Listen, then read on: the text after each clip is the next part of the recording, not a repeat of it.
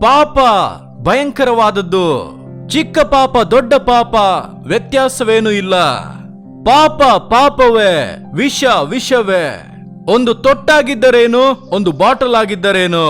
ಯಾವುದೋ ಒಂದು ಪಾಪ ಕಣ್ಗಳ ಇಚ್ಛೆ, ಮಾಂಸದ ಇಚ್ಛೆ, ಮದ್ಯಪಾನ, ಮಾದಕ ವಸ್ತುಗಳು, ಹೆಮ್ಮೆ, ಅಹಂಕಾರ, ಹಣದ ಆಸೆ, ಲಂಚ, ಹಣಕ್ಕಾಗಿ ದುರ್ಮಾರ್ಗದ ಕಾರ್ಯಗಳನ್ನು ಮಾಡುವುದು, ಹಣ ಸಂಪಾದಿಸಲು ಕಲಬೆರಿಕೆ ಮಾಡುವುದು, ವಂಚಿಸುವುದು, ಜನರನ್ನ ಏಮಾರಿಸುವುದು ಯಾವ ಪಾಪವಾಗಿ ಇದ್ದರೂ ಬಾಧೆ ಉಂಟು ಮಾಡುತ್ತದೆ.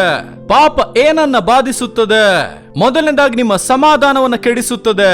ಏಷಾಯ 48ನೇ ಅಧ್ಯಾಯ 22ನೇ ವಾಕ್ಯ, ಏಷಾಯ 57ನೇ ಅಧ್ಯಾಯ 21ನೇ ವಾಕ್ಯಗಳು ಹೇಳುತ್ತವೆ, ದುಷ್ಟನಿಗೆ ಸಮಾಧಾನವಿಲ್ಲ, ಪಾಪದಲ್ಲಿ ಬಾಳುವ ವ್ಯಕ್ತಿಗೆ ಸಮಾಧಾನವಿಲ್ಲ.